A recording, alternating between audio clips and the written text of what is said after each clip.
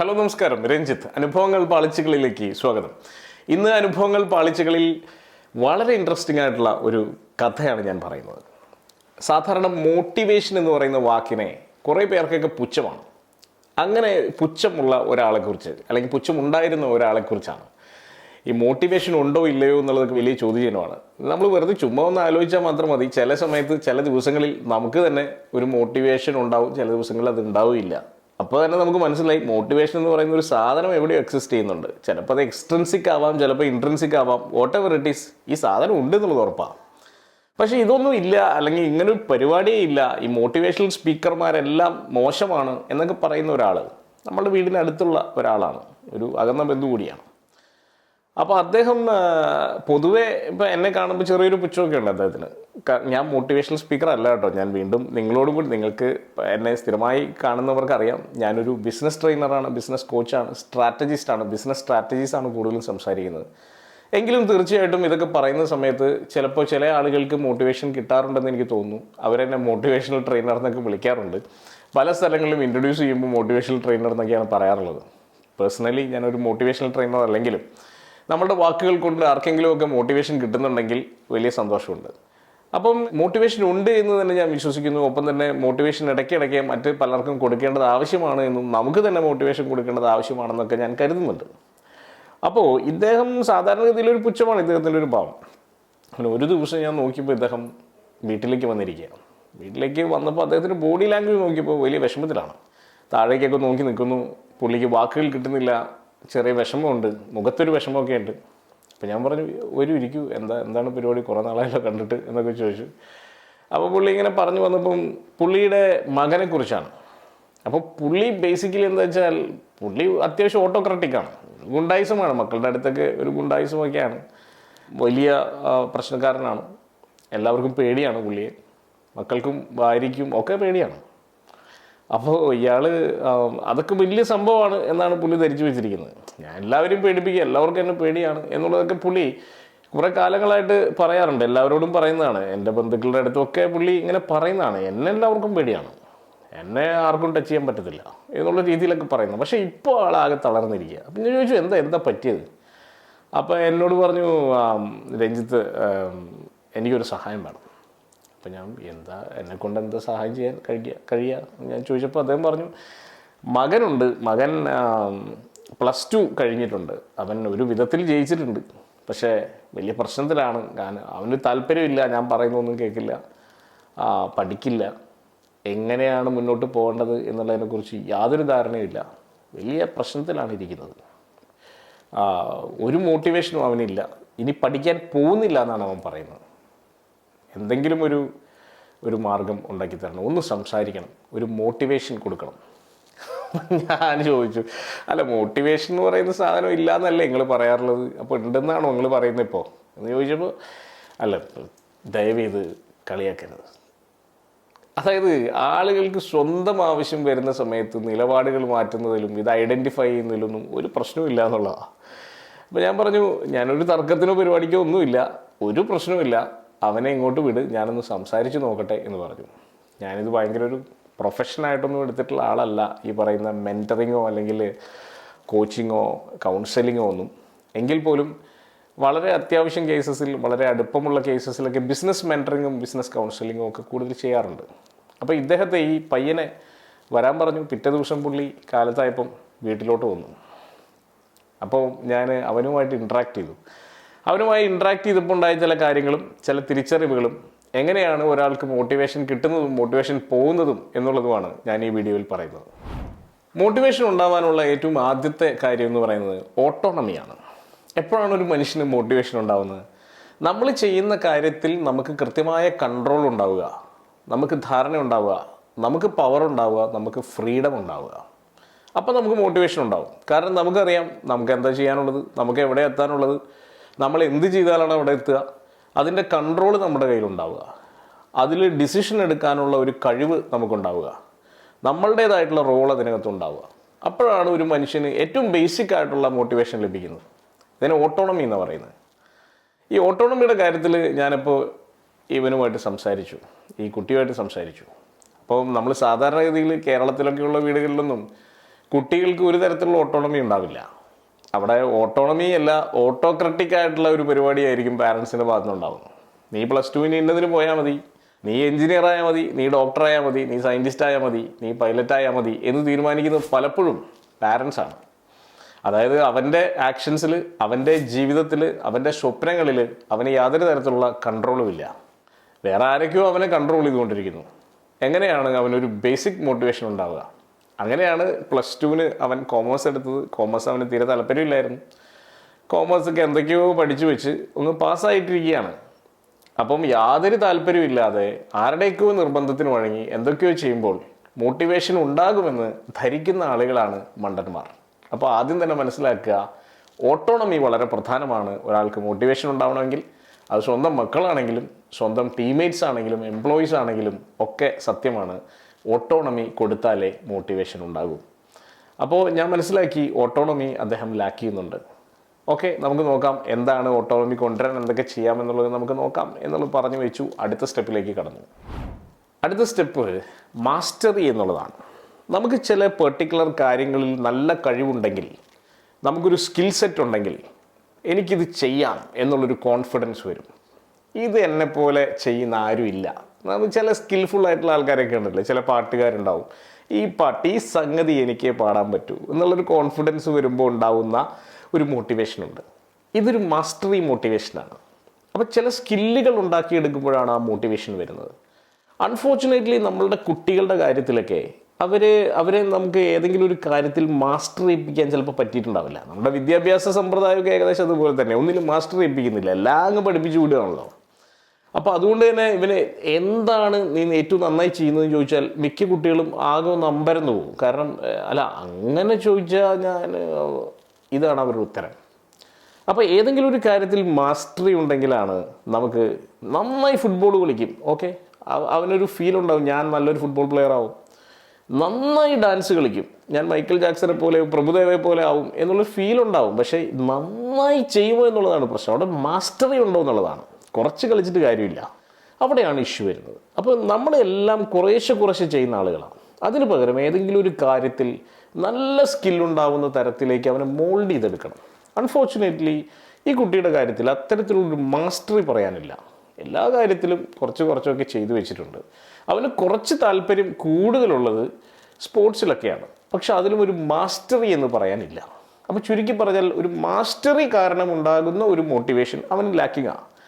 അപ്പോൾ ഓട്ടോണമി ഇല്ല, മാസ്റ്ററി ഇല്ല. അടുത്തത് പേർപ്പസാണ്.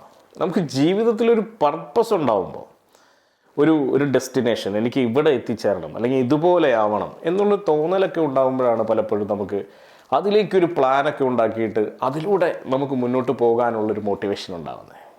അപ്പോൾ ഞാൻ ചോദിച്ചു, എന്താണ് നിൻ്റെ ആഗ്രഹം എന്താണ്? അപ്പോൾ ഭയങ്കര ഇൻട്രസ്റ്റിംഗ്ലി അവൻ എന്നോട് പറഞ്ഞു,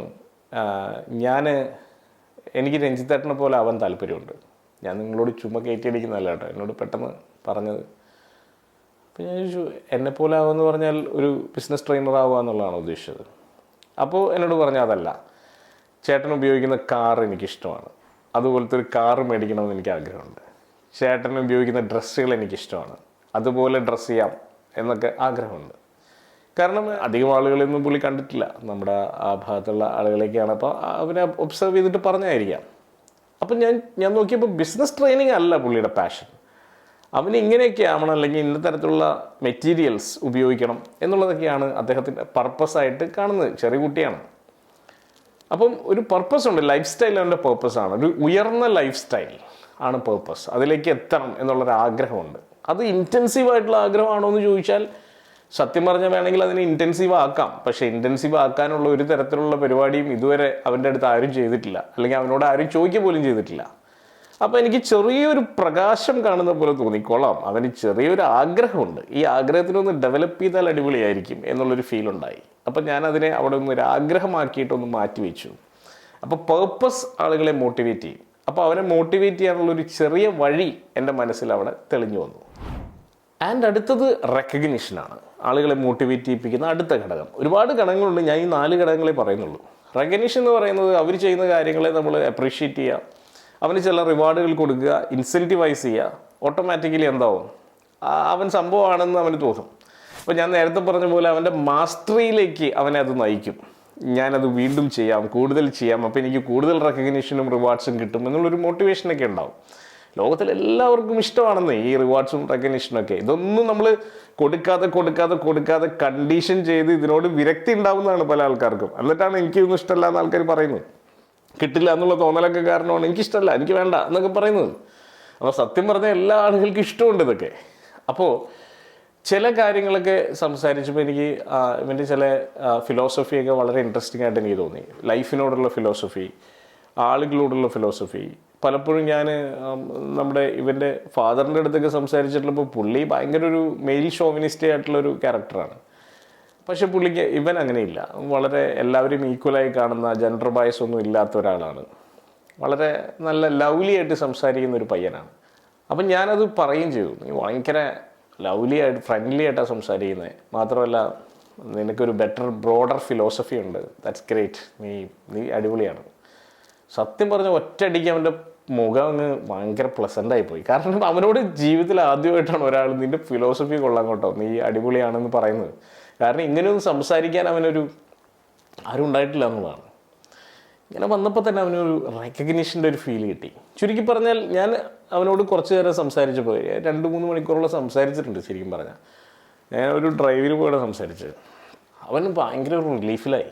കാരണം ഇവൻ വന്നിരുന്ന് ഇയാളെന്നെ ഉപദേശിച്ച് നശിപ്പിക്കും. വീട്ടിൽ നിന്നുള്ള ഉപദേശം പോരാണ്ട് ഇനി ഇയാളുടെ പ്രൊഫഷണലായിട്ടുള്ള ഉപദേശം കൂടി എന്നൊക്കെ വിചാരിച്ചിട്ടാണ് ഇവൻ വന്നത്. പക്ഷേ 2 മണിക്കൂർ കഴിഞ്ഞപ്പോൾ കുഴപ്പമില്ല, ഇയാളൊരു ഫ്രണ്ടാണെന്നുള്ളൊരു ഫീലിംഗ് അവനുണ്ടായി. ഒപ്പം ഞാൻ കുറച്ച് റെക്കഗ്നീഷനൊക്കെ കൊടുത്തു. അതിനുശേഷം ഞാൻ ഇവരുടെ പാരൻസിനെ വിളിച്ച് ഞാൻ പറഞ്ഞു, അവനെ സംബന്ധിച്ചിടത്തോളം ഒരു തരത്തിലും അവനൊരു ഡിസിഷൻ എടുക്കാനുള്ള ഓട്ടോണമി നിങ്ങൾ കൊടുത്തിട്ടില്ല, ഒരു ഫ്രീഡം കൊടുത്തിട്ടില്ല. അപ്പോൾ എന്താണ് അവൻ്റെ ആഗ്രഹം എന്ന് പോലും നിങ്ങൾ ചോദിച്ചിട്ടില്ല. പിന്നെ അവന് എന്തെങ്കിലും പേർപ്പസ്, ആഗ്രഹം ഉണ്ടോ എന്നുള്ളത് നിങ്ങൾ ചോദിച്ചിട്ടില്ല. അപ്പോൾ ആ ആഗ്രഹത്തിനനുസരിച്ചിട്ടാണല്ലോ അവൻ ഡിസിഷൻ എടുക്കേണ്ടത്. അപ്പോൾ ഇതിലേക്ക് കണക്ട് ചെയ്യാൻ വേണമെങ്കിൽ നിങ്ങളത് കണക്ട് ചെയ്യാൻ ശ്രമിച്ചിട്ടില്ല. ഇനിയിപ്പോൾ ആ കണക്ട് ചെയ്യുമ്പോൾ അവന് എന്തൊക്കെ മാസ്റ്ററി, എന്തൊക്കെ സ്കിൽസാണ് വേണ്ടത് എന്നുള്ളത് ചിലപ്പോൾ അവനെ അറിയുന്നുണ്ടാവില്ല. അത് നമ്മളൊന്ന് പറഞ്ഞു കൊടുക്കുകയും അവനത് പഠിക്കാൻ വേണ്ടി എന്തെങ്കിലും സ്റ്റെപ്സ് എടുക്കുന്ന സമയത്ത് അവനൊരു റെക്കഗ്നീഷൻ കൊടുക്കുകയും ചെയ്തു കഴിഞ്ഞാൽ ഇത് സോൾവ് ചെയ്യാവുന്ന പ്രശ്നമേ ഉള്ളൂ എന്നുള്ളത് ഞാൻ ഡിസ്കസ് ചെയ്തു. അതിനുശേഷം ഞാൻ വീണ്ടും ഒരു തവണ കൂടി കണ്ടു. എന്നിട്ട് ഒരു പ്ലാൻ ഇവന് വേണ്ടി ഉണ്ടാക്കി. അതായത് ഏകദേശം ഒരു 8 വർഷത്തെ പ്ലാനാണ്. +2 കഴിഞ്ഞിട്ടേ ഉള്ളൂ. ഒരു 8 വർഷത്തെ പ്ലാനാണ്. ഒരു 25 വയസ്സൊക്കെ ആകുമ്പോഴേക്കും എവിടെ എത്തണം എന്നുള്ളൊരു പ്ലാനാണ്. അല്ലെങ്കിൽ എന്ത് ജോലി മേടിക്കണം എന്നുള്ളതിനെക്കുറിച്ച്. കാരണം ഇവൻ്റെ ഒരു ആഗ്രഹം ഉണ്ടല്ലോ, ഞാൻ പറഞ്ഞല്ലോ, ഒരു ബെൻസ് കാർ മേടിക്കുക അല്ലെങ്കിൽ ആ ലൈഫ് സ്റ്റൈൽ ഇവൻ്റെ ആഗ്രഹമാണ്. ഞാൻ പറഞ്ഞൊരു 10-30 വയസ്സൊക്കെ ആകുമ്പോൾ എന്തായാലും ഒരു ബെൻസ് കാർ മേടിക്കാം. അപ്പോൾ ഒരു 25 വയസ്സിൽ നമ്മൾ എത്ര ഇൻകം ഉണ്ടാക്കണം, അങ്ങനെ ഇത്ര ഇൻകം മന്ത്ലി ഉണ്ടാക്കണമെങ്കിൽ ഏത് ജോലിയിലേക്ക് നമ്മൾ എത്തണം എന്നുള്ളതിനെക്കുറിച്ചൊക്കെ ഒരു ക്ലാരിറ്റി ഉണ്ടാക്കി. അങ്ങനെ അപ്പോൾ ഇവന് ഫോട്ടോഗ്രാഫി ഭയങ്കര ഇഷ്ടമാണ്. അപ്പോൾ ഫോട്ടോഗ്രാഫിയുടെ ഹൈ എൻഡ് കോഴ്സസ് ചെയ്യണമെന്ന് ഭയങ്കര ആഗ്രഹമുണ്ട്. അപ്പം അതിനെ ബേസ് ചെയ്തിട്ട് ഞാനൊരു കോഴ്സ് സജഷൻ വർക്കൗട്ട് ചെയ്തു. അപ്പോൾ കുറച്ച് കോസ്റ്റ്ലി ആയിട്ടുള്ള പരിപാടിയാണ്. അപ്പോൾ ഇവന് അത് പറയാൻ പേടിയാണ്, വീട്ടിൽ പറയാൻ പേടിയുണ്ട്. അപ്പോൾ എൻ്റെ ഒരു സഹായത്തോടു കൂടി വീട്ടിലത് അവതരിപ്പിച്ചു. ഇങ്ങനെ ഒരു കോഴ്സിന് പോകാൻ എനിക്ക് താല്പര്യമുണ്ട് എന്ന് പറഞ്ഞുകൊണ്ട്. അങ്ങനെ ആ ഒരു കോഴ്സിന് high end course sports photography focus ചെയ്തിട്ടാണ്. അപ്പോൾ ഈ കോഴ്സ് ഉള്ളത് ഒരു വിദേശ രാജ്യത്താണ്, യൂറോപ്പിലുള്ളൊരു രാജ്യത്താണ്. അപ്പോൾ അത് സെർച്ച് ചെയ്ത് കണ്ടുപിടിച്ച്, പുള്ളി തന്നെ സെർച്ച് ചെയ്ത്, ഞാനല്ല, പുള്ളി തന്നെ സെർച്ച് ചെയ്ത് കണ്ടുപിടിച്ച് എൻ്റെ അടുത്ത് പറഞ്ഞു ഇങ്ങനെ ഒരു കോഴ്സ് ഉണ്ട്, ഇവിടെ പോകണം. അപ്പോൾ അതിന് കുറച്ച് എക്സ്പെൻസ് ഉണ്ട്, ആ എക്സ്പെൻസ് തയ്യാറാണോ? അപ്പോൾ അവരുടെ പേടി ഇത്രയും കാലം ഇവന് ഉത്തരവാദിത്വമൊന്നും എടുത്തിട്ടില്ല എന്നുള്ളതാണ്. അപ്പോൾ ആ ഉത്തരവാദിത്വം കൊടുത്തിട്ടില്ല എന്നുള്ളതാണ് സത്യം. അപ്പോൾ അവനത് ഉത്തരവാദിത്വം എടുക്കാൻ റെഡിയാണ്. ഒരു ഡിഗ്രി കോഴ്സാണ്. ആ ഡിഗ്രി കോഴ്സിന് വേണ്ടി ജോയിൻ ചെയ്യാൻ തയ്യാറാവുന്നു. ആ ഡിഗ്രി കോഴ്സ് ഇത്രയും എക്സ്പെൻസ് ഉണ്ട്, ഇത്രയും എക്സ്പെൻസ് നമുക്ക് ഓവർകം ചെയ്യണം, അതിനൊരു റിട്ടേൺ ഓൺ ഇൻവെസ്റ്റ്മെൻ്റ് ഒക്കെ ഉണ്ടാക്കണം എന്നുള്ള അതിൻ്റെ ഒരു ഡീറ്റെയിലിംഗ് ഒക്കെ ഞാൻ പറഞ്ഞു കൊടുത്തു. ഇവൻ്റെ കുറേ ഫോട്ടോസൊക്കെ ഞാൻ നോക്കിയപ്പം എക്സലൻറ്റ് ഫോട്ടോസാണ്. അവന് ബേസിക് ആയിട്ടുള്ളൊരു ഐഡിയ ഉണ്ട്. അപ്പോൾ അതിനെക്കുറിച്ച് ഇവന് സ്കില്ലെന്ന് എടുത്തു പറയാൻ പറ്റില്ല, ഒരു ഇഷ്ടമുണ്ട് എന്നുള്ളത് മാത്രമാണ്. അപ്പോൾ കൂടുതൽ ഡിഗ് ചെയ്യുമ്പോഴാണ് നമുക്ക് മനസ്സിലാവുന്ന ഈ ഫോട്ടോഗ്രാഫിയുള്ള താല്പര്യം. അങ്ങനെ അതിനെക്കുറിച്ചൊരു കൃത്യമായിട്ടുള്ള പ്ലാൻ ഉണ്ടാക്കിയെടുത്തു. കുറേ ആലോചിച്ചിട്ടാണ്, എങ്കിൽ പോലും പാരൻസ് വേറെ മാർഗ്ഗമില്ലാത്തതുകൊണ്ട് അവനെ ഈ പറയുന്ന കോഴ്സിന് വിട്ടു. സ്പോർട്സ് ഫോട്ടോഗ്രാഫിയാണ് പിന്നീട് അവൻ ഫോക്കസ് ചെയ്തത്. ആദ്യം എനിക്കൊന്ന് ജനറലായിരുന്നു എന്നാണ് എൻ്റെ ഓർമ്മ. അത് കഴിഞ്ഞൊരു 3 വർഷത്തോളം സ്പോർട്സ് ഫോട്ടോഗ്രാഫിയിൽ അവൻ ഫോക്കസ് ചെയ്തു. ഞാനിത് പറയാനുള്ള കാരണം എന്താ വെച്ച് കഴിഞ്ഞാൽ, ഒരു 2 ആഴ്ച മുമ്പ് എന്നെ കാണാനായിട്ട് ഇവൻ വന്നിരുന്നു. ഇപ്പോൾ അവർ ആക്ച്വലി നമ്മുടെ അവിടുന്ന് വീട് മാറിപ്പോയേ, പുള്ളിക്കൊരു ട്രാൻസ്ഫറൊക്കെ കിട്ടിയിട്ട് പുള്ളി എനിക്ക് തോന്നുന്നു കോഴിക്കോട് ഭാഗത്താണ് താമസിക്കുന്നത്. അപ്പോൾ എന്നെ കാണാൻ വേണ്ടിയിട്ട് വീട്ടിലേക്ക് വന്നിരുന്നു. ഇപ്പം വർക്ക് ചെയ്യുന്നത് സ്വിറ്റ്സർലൻഡിലാണ്. അവിടെയുള്ള മാച്ചസ്, എനിക്ക് തോന്നുന്നു ഫുട്ബോൾ മാച്ചസും മറ്റുള്ള സാധനങ്ങളൊക്കെ കവർ ചെയ്യുന്ന ഒരു വലിയ കമ്പനിയുണ്ട്. ആ കമ്പനിയിലെ ഒരു പ്രധാനപ്പെട്ട ഒരു എംപ്ലോയിയാണ് അവൻ. അവൻ്റെ ശമ്പളം മാസം ലക്ഷങ്ങളാണ്. വെൽ സെറ്റിൽഡ് എന്ന് പറഞ്ഞാൽ അധികം ഒരുപാട് കാലമായിട്ടില്ല. ഓൾറെഡി നമ്മൾ വിചാരിക്കുന്നതിനേക്കാൾ അപ്പുറത്തേക്ക് മെറ്റീരിയലിസ്റ്റിക് ആയിട്ടുള്ള സാധനങ്ങളൊക്കെ അച്ചീവ് ചെയ്യാൻ പറ്റുന്ന തരത്തിലേക്ക് അവൻ ഓൾറെഡി വളർന്നു കഴിഞ്ഞു എന്നുള്ളതാണ്. എനിക്ക് വലിയ എക്സൈറ്റ്മെൻറ്റും എനിക്ക് വലിയൊരു പ്രൗഡ് ഫീലിങ്ങും സത്യം പറഞ്ഞുകൊണ്ട് ഉണ്ടായത് അപ്പോഴാണ്. അപ്പോൾ ഇത്തരത്തിൽ പലപ്പോഴും നമ്മൾ ഈ പറയുന്ന ആളുകൾക്ക് മോട്ടിവേഷൻ ഈ 4 സ്റ്റെപ്പിൽ കൊടുക്കാൻ കഴിഞ്ഞാൽ, കൃത്യമായിട്ട് അസസ് ചെയ്ത് കൊടുക്കാൻ കഴിഞ്ഞാൽ, അത് നമ്മുടെ മക്കളെന്നല്ല, എംപ്ലോയീസ് എന്നല്ല, ആരുമായിക്കോട്ടെ, അവരുടെ എല്ലാം ജീവിതത്തെ നമുക്ക് റൈറ്റായിട്ടുള്ള ഡയറക്ഷനിലേക്ക് വഴിതിരിച്ചു വിടാൻ സാധിക്കുമെന്നുള്ളത് 100% ഉറപ്പാണ്. Thank you. All the best.